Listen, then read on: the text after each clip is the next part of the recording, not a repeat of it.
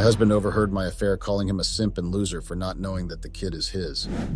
I got pregnant by another man, and then I pinned the pregnancy on my husband without his knowledge. I had managed to hide the truth for almost 4 years, but then it was ruined with just one phone call. All the efforts I had put into keeping it went in vain. I don't know if I should start off by saying I did a bad thing, or I should just act like all that's going on is not my fault. I'm a married woman who shares a child with another man without my husband's knowledge. No, I didn't have a child before we got married. I had a child during our wedding. I got pregnant a few weeks before our wedding, and then I panicked. I just couldn't bring myself to tell him that the child wasn't his. I knew there was no way I could survive the embarrassment of getting my wedding canceled, so I had no choice. It's a really long story, but this long story has gotten complicated because the real father of the child has unknowingly exposed the truth to my husband over a phone call. Weird, right? Well, everything about my personal life and marriage has been extremely complicated and weird. Some are my fault and some I don't even know who to blame. My name is Christy, and I'm a 27-year-old receptionist. I've been a receptionist for almost 5 years now, but recently I had to quit my job after giving birth to my daughter. The name of my husband is Jerry, and he's 30 years old as of now. He's an accountant and also a businessman at the same time. My son's name is Cole, and he just turned 3 years old. I know some of you might assume I married a rich man just because he's an accountant and also a businessman. Well, I'd like to tell you guys that it's not the case at all. He's not rich or wealthy. My husband is broke, and he has been broke for the past 4 years. I said the story was complicated, right? Don't you guys think I'm serious now? Oh, Reddit, my life and the mistakes I've made don't even deserve not to win an Oscar. I know I'm a bad person who did some of the things I've done, but please cut me some slack. I'm just a woman who's trying to live a comfortable and happy life. No matter what, I have to always look out for myself at all times. The thing is, Jerry is not just broke. He has gone bankrupt, and it's been 4 freaking years since this has been going on. I'm not a gold digger, but I definitely cannot deny the fact that I like gold a lot. So I will be lying if I say that his bankruptcy doesn't bother me at all, because it definitely does. I didn't sign up to get married into debts and empty promises. In fact, Jerry wasn't like this when we started dating. Something happened that led to that, and that's what pushed me to cheat, and then boom, a baby and I had to get married to the bankrupt one. Confusing, right? That's why I'm more than happy to break this down. I don't want you guys to just see me as the gold-digging girlfriend who just wanted an opportunity to dig gold. I am definitely more than that, so I'm not afraid to prove that. So Jerry and I met at one of the hotels I used to work at before. He was there on a business trip and we flirted at the counter. I got attracted to him because of his confidence and attractiveness. I also liked the way he was dressed smartly with the rest of his colleagues. He brought his girlfriend along with him back then, so you won't naturally expect anything to happen between us. Well, the truth is his girlfriend also worked at his place of work. She's an accountant too, so they came on the business trip together. I just wanted to clarify that since you guys might ask why he brought his girlfriend to the business trip. So fast forward to when the drama and gold digging actually started, lol. I liked Jerry immediately. I saw him, and as a struggling receptionist back then who just needed a way to earn something substantial, having a rich boyfriend didn't sound like a bad idea at all. So I went along with it and decided to shoot my shot. I started off with the casual flirting here and then, but none of it really made the kind of impression I wanted. He would flirt back once in a while, but it never got serious, plus his girlfriend was literally always around him. I did manage to get his number before he checked out of the hotel, thankfully, and that's how I started talking to him. I literally refused to just let him go like that. Even though I knew he had a girlfriend, I didn't let that stop me from getting what I wanted. He was very unresponsive for the first 2 months, but so I gave up at the end of the day. I was just too tired to continue pursuing someone that seemed not to have an interest in me at all. Well, all that ended because some months later he messaged me first and asked me out to have coffee. It felt very weird for someone who had never given me attention to suddenly want that kind of contact with me, but I liked him, so I gave in. I eventually discovered that he had broken up with his girlfriend, and that was why he started contacting me. I didn't have a problem with that because at the end of the day, I knew that I had been chasing him too. We talked for a few weeks before we hooked up and started dating. I couldn't believe that I finally had the rich boyfriend I always wanted to have, so it was actually a very sweet feeling for me. Never in a million years would I have actually thought that the sweet boyfriend I imagined hanging would turn out to be broke. If he had gotten broke earlier, then I would have known not to get married to him at all. But unfortunately for me, things didn't go so smoothly. Jerry took a loan for a project at his office and promised to use the money to develop a system that would benefit the company. At first, his company refused because the money he was asking to loan was very big, and they didn't want to risk that kind of money. but he was able to convince them and promise them that he would not disappoint at all. So his company ended up loaning him the money, and that's how Jerry crashed everything. Yeah. He did tell me about his plan to start up the business, but I wasn't really interested in it. I know nothing about accounting, finances, and his dream plan, so I didn't interject more, but with the amount of money he told me he was looking for, I knew it couldn't be good. The thing is that he actually lied to me. He loaned far more than he told me he was going to loan. He loaned 10 times the amount. Yes, it's that bad, and I was kept in the dark. He got scammed along the way because the people he made plans with were irresponsible people, and they ended up trusting the wrong sets of people. That's how his money ended up finishing just like that. Everything he had fought so hard to get just went down the drain, and he was left in massive debt. When I tell you guys he was left in massive debt, I mean real big debt. It's not just the kind of ordinary debt, it's the kind of debt that screams broke. He owes his company, guarantor, and even his bank. He refused to tell me about it for some reason till weeks later when I found out myself. Our wedding day had already been fixed before he got scammed, and so we had been preparing for our wedding. A lot of his savings was also spent on the wedding preparation, and we did a lot of outrageous stuff during that time because we thought we were going to end up rich overnight. So the fact that mine happened and we had spent much was another debt on its own. Not even Andrew's 4 years' salary so far was able to clear off everything. He has been able to clear up half of the debt, but even that is not a lot compared to 4 years ago. That means before he gets absolutely free, we're talking another 4 years. It's taking this long because his company was gracious enough to allow him to have half of his salary for his personal use, provided that he paid everything by working for 8 years for them. They didn't just secure their money, they secured Andrew as their employee, which means he cannot just wake up and leave even if he finds a better job. Well, that's if the job can pay him the money at once so he can pay back his company. When I found out about this, I was so angry and confused that I decided to have a wild night out. At that time, I just needed a distraction, and the realization that I was getting married to someone in debt was just a heavy weight for me. I wanted to think, but thinking seemed so tasking back then, so I decided to go to a party and have a wild night out. It was at that party that I discovered just how crazy things got for me. I met this guy named Nathan that was just too cool and calm. He seemed like he had a lot of money, and he was also very flirty. We started flirting, and then we had a one-night stand. We met up days after that, and he only used protection just twice. I figured he was clean since he was very hygienic, plus he eventually showed me his test reports. Yes, I wasn't completely stupid. I kept telling him I wasn't comfortable going raw with anyone, so the proof helped. I just thought I was having a nice time before accepting the bad gate that had been waiting for me. Never in a million years did I think that bad fate would lead to something as stupid as what happened to me. I love my son a lot, but I never planned to have him in the way that he came. It was too sudden and weird for me. I was still naive and trying to navigate my life, so having a kid with another man that was not my husband destabilized me a lot. I didn't want to just call the wedding off and not marry Jerry because I knew how much he spent.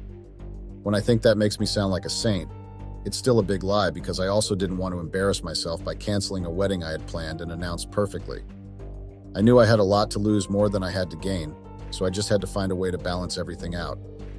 I freaked out and told Nathan about the pregnancy. He was surprised, but at the same time, he told me it wasn't totally a bad idea. He just wasn't ready for marriage, and I wasn't ready to be anyone's baby mama. I wanted a stable life for myself and my child, so I made the decision to marry Jerry anyway. Nathan didn't like the idea, but I told him it was either that or he married me. Of course, he just did not want to marry me because according to him, he was still trying to get his life together. Nathan has a lot of money, so that excuse didn't sit right with me, but I pretended like it made sense. I did like the idea of him giving me secret child support, taking me out on dates and just having that gin life with him.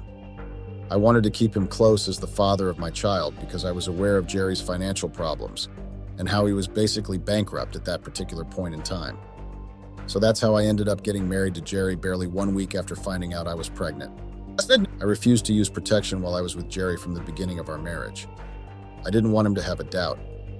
I'm his mind about the baby. I had managed to get married to him with the baby to avoid humiliation, so I had to watch my back. I didn't want more embarrassment coming my way, so I tried my possible best to stop any form of confusion on his part. So just like that, I was able to freely let him know I was pregnant, and it was his. Of course, we were married, so he didn't see the need to double-check or ask for the week or anything. He knew we had been together raw, and there was no other thing going on, so I was absolutely sure that he knew what was going on. So just like that, I was able to pin the marriage on him. I was also very confident that even if he had doubts, he wouldn't have anything to say because we had been sleeping together even before the wedding. Just like that, I was playing with two guys at once. I won't exactly say I was playing two of them, since Nathan was like the hardest nut to crack. He was always just on his own and only contacted me when it was time for him to send me money. I knew that his main reason was because he was spooked out by the idea of being a father to a child that would legally belong to another man. But I always told him all he needed to do was actually ask for my hand in marriage, and that would be the end of my marriage to Jerry. Even though I did all I did just so I could save myself a lot of humiliation, I still didn't have the level of peace of mind that I had hoped to have. I was always on guard and totally scared of Jerry finding out the truth. It was just me personally not liking the fact that I couldn't just relax and have a peaceful pregnancy without reassuring two men at once that I was doing fine and there was no need to worry. At some point, the truth almost got out. It scared me so much that it took a lot for me not to let out the truth by myself. I had an altercation with someone at my workplace, and the argument got so heated that I was shouting and stressing myself. I hadn't eaten all through that day because I was stressed. Jerry's mother had come visiting, and her presence had been making it difficult for me to contact Nathan and keep him posted about the things he usually asked for. That literally meant that I had to keep Nathan in the dark and ghost him. I wasn't replying to his texts or calling him back because Jerry's mother was just always with me all the time. She claimed to want the best for me and my baby, and she felt like her presence was going to do that well. That stressed me a lot because I had to deal with Nathan, and I promised to keep him posted as often as possible. But as a result of Jerry's mother's presence, it became increasingly difficult to even try reaching out to him. That went on for 2 weeks, and I got worried because that meant Nathan was angry, and I knew Nathan as a man that didn't like to be ghosted.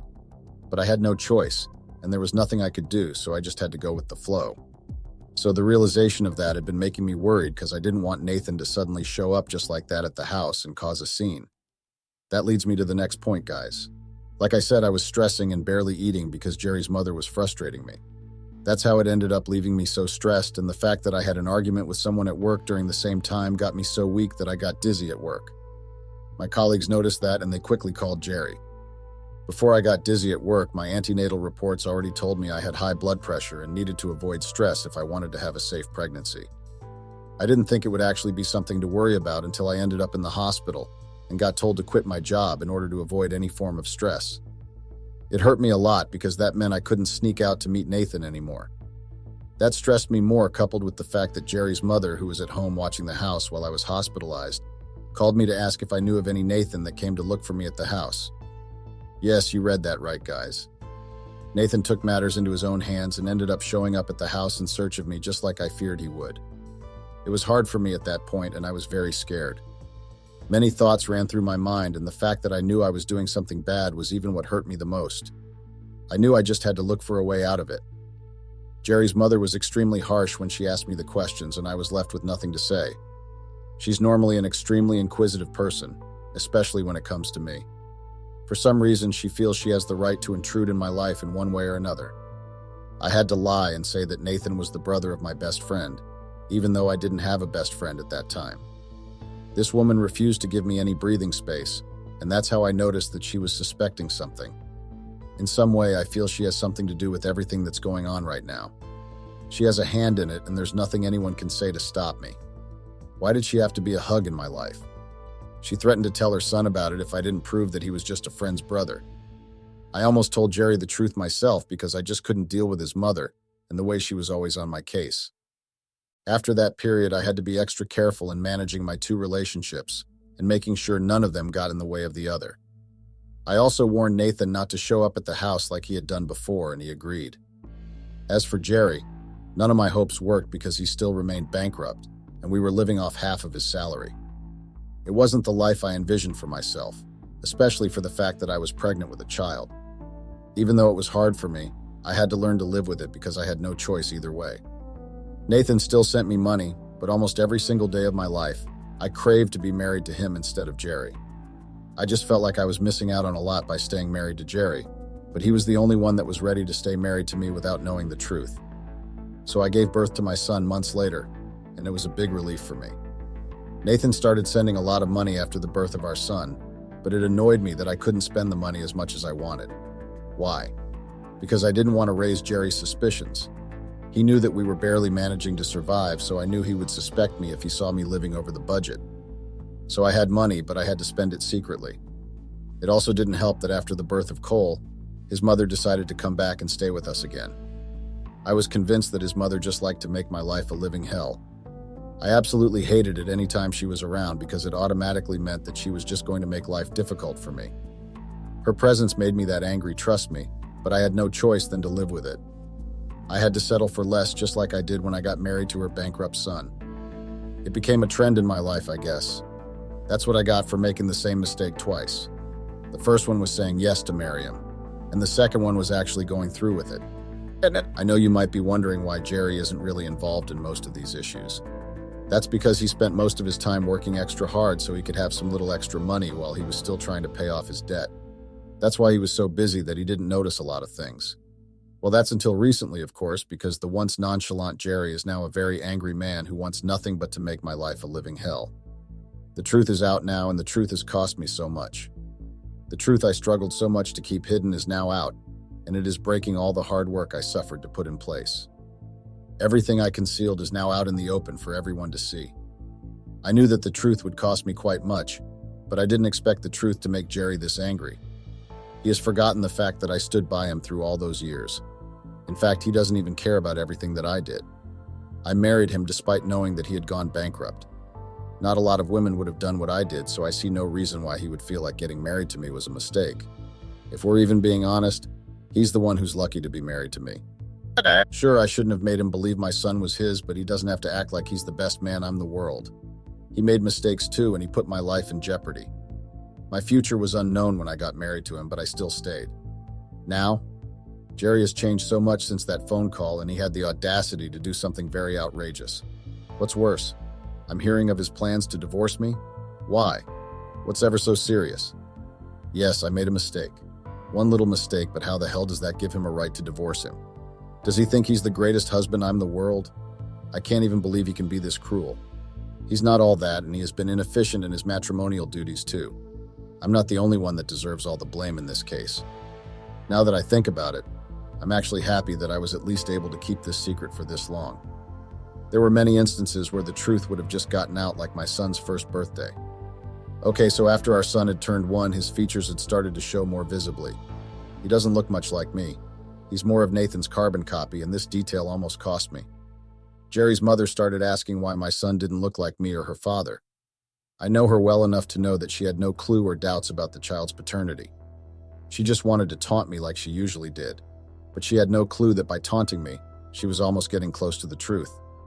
So I decided to play dumb and act like it was just the normal case of children taking the recessive genes of their parents. She's above middle age, so she couldn't remember that Nathan, who had been at the house, looked like my son. Cole was also too young to really pinpoint his looks back then. I kept on working on eggshells and juggling the relationships until my son turned 2. I didn't try for another baby because I didn't want to have a child with different fathers. I still had the hold that Nathan was going to marry me, so I wanted to wait so I could have all my children with him. I do value marriage, and that's why I lived with Jerry for this long. The thought of being an unmarried single mother is my biggest fear, so almost everything I've done until now is to stop myself from ending up like that. Of course, there are people who can wing it and do it well, but I know I'm not that kind of woman. Only do I hate the idea of being independent and working to sustain myself alone. I hate the stigma that could possibly come from it, especially when there would be evidence that I cheated on my husband just a few days before our wedding. I have too much pride to have my name dragged in the mud like that. So after Cole's second birthday, Nathan suddenly decided to appear fully into my life. Before, he just played the role of a financial aid and someone to just really talk to and tell some secret things. We never did anything physical apart from hugging. We distanced because, to be quite honest, I was angry that he was taking a long time to ask for my hand in marriage. For him, I think he was just trying to avoid another baby, I guess. But all that stopped all of a sudden, and our sudden closeness is what broke all the work we put into not trying to complicate things. He started asking me out on dates, and we started hooking up. At first, I thought it could just be platonic, but who was I kidding? Nathan is charming and rich. He hates responsibilities, and that's why he refused to marry me.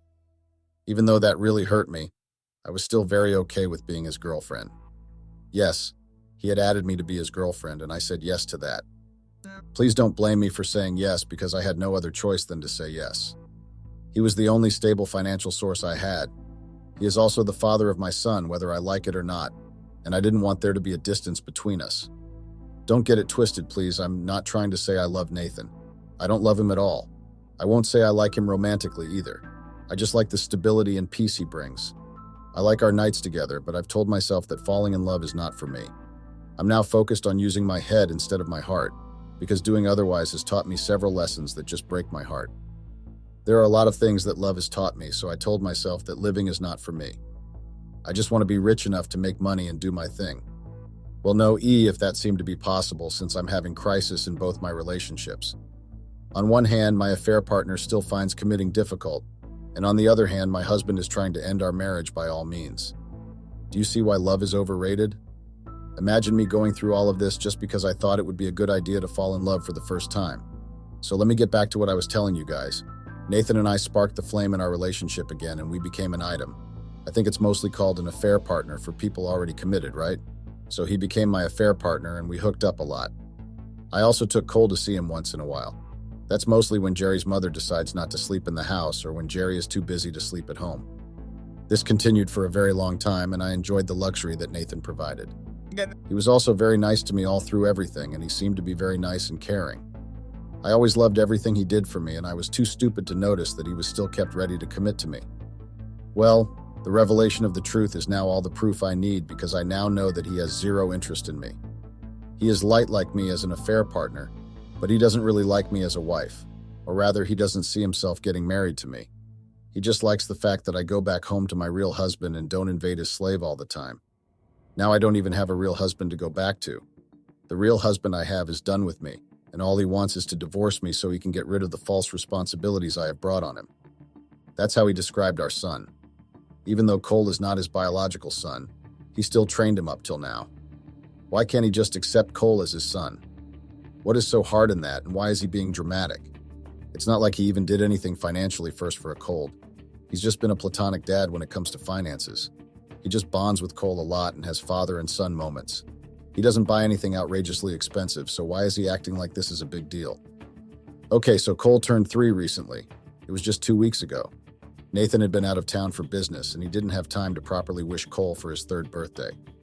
If you're wondering if Cole asks, sometimes almost slips up by calling Nathan's name in front of Jerry, he has definitely done it several times, but thankfully, I bake it on the cartoon he watches. Call me whatever, but I'm just a mother trying to protect her child and make him happy. So going forward, I'll tell you what happened when Nathan finally decided to call 3 days ago. He told me he wanted to wish Cole a happy birthday and also wanted to speak to me about something very important. He was still on his business trip by the time he called, and I had been dressing Cole up, so I decided to just put the call on speaker rather than asking him to call another time.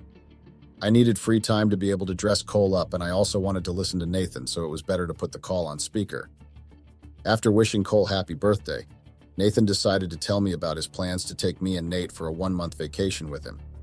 He wanted us to come join him on his trip because he wanted to turn the business trip into a vacation whenever he was done with his work. I told him I had to get at the house to take care of the house, and it would also be weird for me to just disappear after 1 month. I was giving him hints that our interactions were still limited because I was someone's wife, and if he wanted to change that, all he needed to do was get married to me. Nathan got pissed off and told me that if I didn't want to go on the trip, I should just let him come take Cole. He said he needed to be with his son. I got frustrated and reminded him that I was a married woman with a son, and I couldn't just tell my husband I sent off his son with a stranger for 1 month. I tried to make him understand that Jerry would not like the idea of me giving Cole off to him for 1 month, even though he didn't know the truth. Just like that, Nathan became very angry, and it was like all hell he lost. He started lecturing me about how he didn't like the idea of me keeping him from his son. He also used abusive terms for Jerry, and said Jerry was acting too protective about a dom that wasn't even his. He spoke about how he was fired of sharing his son with someone else, and how he hated Jerry's relationship with Cole. I'm the middle of that conversation. Jerry walked in, stood behind me, and listened to everything quietly. He had gone to use the bathroom downstairs because I had been giving Cole a bath in the bathroom in our room. I didn't expect him to get done so fast because he usually didn't a lot of time bathing, but he had forgotten his towel and had come to pick it up. That's how he worked on the conversation. Jerry didn't wait for Nathan to end the call before he cursed him out and broke my phone. Like an angry beast, he started throwing all of my things out of my wardrobe. Just like that, he tried to send me out, but I refused to go. He pushed me twice till I sprained my ankle, but I still refused to go because I knew he couldn't put his hands on a woman. He left the house angrily, but Kate came back the next day to let me know he already filed for a divorce. He also threw my things out even though it was raining. I'm stuck here without clothes and I'm hungry because he threw all the food out. If I step out of this house, I know he will lock me out. I need help, guys. Please help me. Update. I told you guys Nathan is a fool, right? He really is. He has refused to marry me but wants me to continue dating him. I refused, so he told me I could do whatever I wanted, but he wanted joint custody of our son after my divorce. Yes, I got divorced. Jerry wasn't playing when he said he wanted to divorce me. He knew what I feared the most was being a divorced single mother, so he made me one after destroying my properties. He also made sure word got out and I was humiliated and left penniless. He has withdrawn all paternal rights and he has left me broke. Nathan has signed the paternity papers, but just because he wants to spite me for refusing to get his plaything again, he no longer sends money to me. He just guys Cole whatever he wants and pays for things himself. I'm jobless with no money on me, so I'm left broke. My biggest fears did come through. Even though I tried to use deceit to hide them, karma didn't play. Now I'm divorced and also a single mother. I'm also independent and responsible for my own finances. My life really did hit rock bottom.